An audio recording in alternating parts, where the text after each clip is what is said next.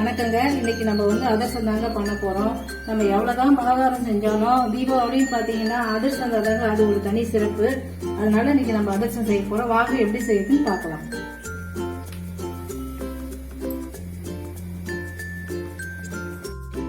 அதிரசத்துக்கு மாவு பச்சரிசி தாங்க நல்லா இருக்கும். அதனால இப்ப நான் இது மாவு பச்சரிசி தாங்க எடுத்துருக்கிறேன். நான் 2 டம்ளர் ஊற வைக்க போறேங்க.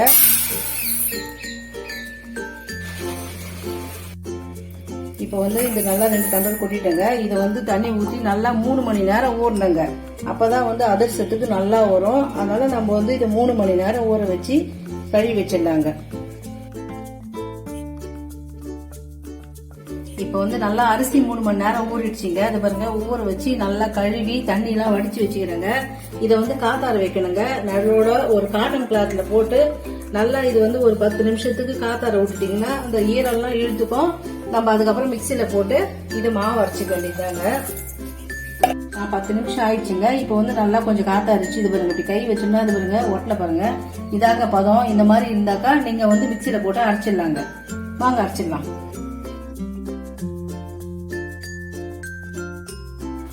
இப்ப பாருங்க, எல்லா மாவும் நான் இடிச்சுட்டேன். இந்த மாதிரி ஜெடிச்சிடுங்க. அப்பதான் இந்த மாதிரி கப்பிலாம் நின்றுடுங்க. அப்புறம் அதிரசம் கட்ட போது இது சரியா வராது.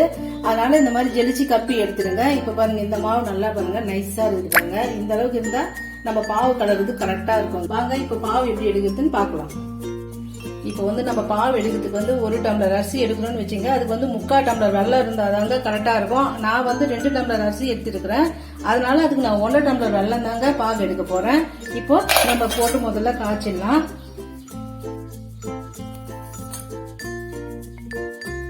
இப்ப இதுல ஒரு 1/2 டம்ளர் தண்ணி ஊத்தி நல்லா கொதிக்க விட்டுடலாங்க. வெள்ளம் நல்லா கரைஞ்சிடுச்சுங்க. இந்த அளவுக்கு பாருங்க, தண்ணி கரைஞ்சிச்சு. இப்ப நம்ம மண் இல்லாம வடிகட்டிக்கலாங்க. இப்ப பாருங்க, நல்லா வடிகட்டி ஊத்தி கொதிச்சுட்டு பாருங்க. பாகு பதம் வரும்போது பார்க்கலாம். இப்ப பாருங்க, நல்லா பாகு ஆகினே பாருங்க. இந்த அளவுக்கு பதம் இருந்தா போதுங்க. நம்ம மாவை போட்டு கலரிடலாம். இது கரெக்டான பதங்க. தண்ணியில விட்டு பாத்துக்கலாம் இருங்க. நீங்க உங்களுக்கு சரியா பார்க்கணும்னா இந்த மாதிரி இது பாருங்க, தண்ணி விட்டு இப்படி பாத்தீங்கன்னா தெரியுங்க உங்களுக்கு. இந்த பாருங்க, இந்த பாகு பாருங்க, இதுதான் கரெக்டான பதம். இந்த மாதிரி உருண்டி பாத்தீங்கன்னா ஒட்டாம வருது பாருங்க. அடுப்பு ஆஃப் பண்ணிட்டு நம்ம மாவு போட்டு கலரிடலாங்க. இப்போ இது கூட நம்ம பொடி பண்ணி வச்சுக்கிற ஏலக்காங்க 3 ஏலக்காய் பொடி பண்ணி வச்சுக்கிறேன். இது கூட இதுல சேர்த்துடலாங்க. நான் ஏலக்காய் மட்டும் தாங்க போடுறேன். உங்களுக்கு வேணும்னா நீங்க சுக்கு கூட போட்டுக்கலாங்க. இப்ப இதை அப்படியே மாவு போட்டு கலந்துக்கலாம் வாங்க. இப்ப மாவு மொத்தமா போடக்கூடாதுங்க. எப்பவுமே மாவு போட்டீங்கன்னா பாருங்க, பாகுல இந்த மாதிரி உதிர்நாப்புல தூவி போட்டீங்கன்னா தான் கட்டி கட்டியே ஆகாம இருக்குங்க.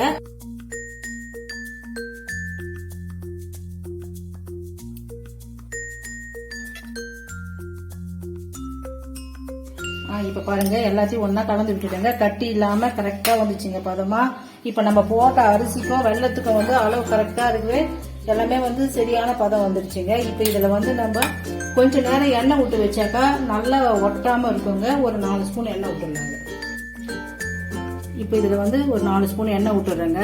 இப்ப இது நல்லா ஒரு 1/2 மணி நேரத்துல இருந்து 3/4 மணி நேரம் இருக்கணுங்க. அதுக்கப்புறம் நம்ம தட்டுறதுக்கு கரெக்டா வருங்க. அப்பதான் அதிரசம் தட்டுறதுக்கு. இது அப்படியே கொஞ்ச நேரம் ஆறுட்டுங்க. இப்ப பாருங்க, நல்லா மாவு ஆறிடுச்சுங்க. நல்லா பாருங்க கெட்டியாயிடுச்சு. இதே மாதிரி ஆயிடுச்சுன்னா நம்ம தட்டுறதுக்கு கரெக்டான பதங்க. இப்ப நம்ம இதை அப்படியே அதிரசம் தட்டுறதுக்கு நல்லா ஈஸியா இருக்கும். தட்டிடலாங்க. இந்த மாதிரியே உருண்டி போட்டுக்குங்க. இப்ப நீங்க போட்டுட்டீங்கனாலே அப்படியே கொஞ்சம் நல்லா காதாரிங்கன்னு வரும். அதுவே கொஞ்சம் நல்லா நிகழ்ந்து வருங்க. முதல்ல உருண்டி போட்டுக்குங்க.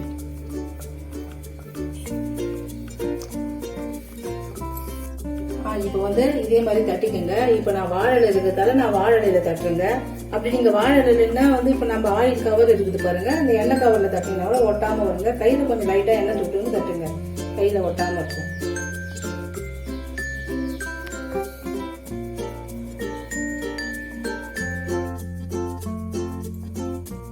காஞ்சிச்சுங்க. இப்ப நம்ம அதிரசத்தை அதுல போட்டுடலாங்க. எப்பவுமே அதிரசத்துக்கு எண்ணெய் காஞ்சாதாங்க போடணும். அப்பதான் இந்த மாதிரி எழும்பும். இல்லைன்னாக்கா எழும்பாதுங்க. எண்ணெய் காஞ்சிதான் போட்டீங்கன்னா அது பாருங்க நல்லா பஃப்னு உப்புது பாருங்க. இத மாதிரி உப்பிச்சுனாலே போதுங்க. நல்லா அதிரசம் வெந்துடுங்க. அதிரசம் நல்லா வெந்துருச்சுங்க. இப்ப இந்த மாதிரி நம்ம எடுத்து இத மாதிரி எண்ணெய் கொஞ்சம் புரிஞ்சுக்கலாங்க. இப்போ நம்ம கொஞ்சம் கரண்டில் புழிஞ்சோங்க, எல்லா எண்ணெயும் வராதுங்க. அதனால இந்த மாதிரி அதிரசம் புழியதுக்கு பாருங்க, இதில் வச்சு நீங்க கொஞ்சம் லைட்டா அழுத்தினீங்கன்னா எல்லா எண்ணெயும் வந்துடுங்க. லைட்டா அழுத்திக்கிங்க.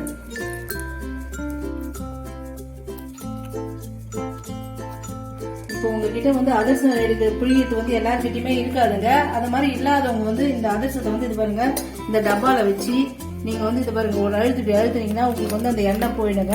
இதே மாதிரி கூட நீங்க அழுத்திக்கலாங்க. ஏன்னா கையால மொத்தம் அழுத்த முடியாது. இந்த மாதிரி கொஞ்சம் லைட்டா அழுத்திக்கிட்டீங்க.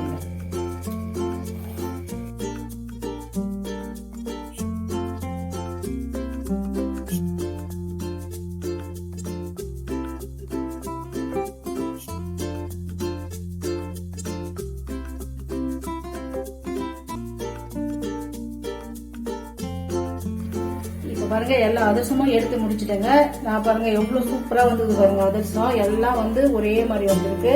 நல்லா வந்து எதுவும் விண்டு போல எதுவும் வரலங்க. நம்ம அளவு கரெக்டா போட்டதால அந்த அதிரசம் பாவும் வந்து கரெக்டா வந்தது. நமக்கு எல்லாம் ஒழுங்கா வந்ததுங்க. இப்ப பாத்தீங்கன்னா ஒரு அதிரசம் வந்து எடுக்கும் போது கொஞ்சம் இப்படிதாங்க இருக்கும். ஏன்னா அது வந்து செஞ்ச அன்னைக்கு கொஞ்சம் முடமுடன்னு தெரியுற மாதிரி இருக்கும். மறுநாள் பார்த்தா நல்லா பூத்து சாஃப்டா ஆயிடுங்க அதிரசம். கொஞ்ச நேரம் எப்பவுமே ஆற வச்சுதாங்க நீங்க ஒரு டப்பால ஏதாவது போட்டு மூடி வைக்கணும். கொஞ்சம் ஆற விட்டு அப்புறம் எடுத்து பாத்திரத்துல மாட்டி வச்சுக்கோங்க. நீங்களும் உங்க வீட்டு தீபாவளிக்கு அதிரசம் செஞ்சு ட்ரை பண்ணி பாருங்க. இந்த வீடியோ உங்களுக்கு பிடிச்சிருந்ததுன்னா ஷேர் பண்ணுங்க, லைக் பண்ணுங்க, சப்ஸ்கிரைப் பண்ணுங்க.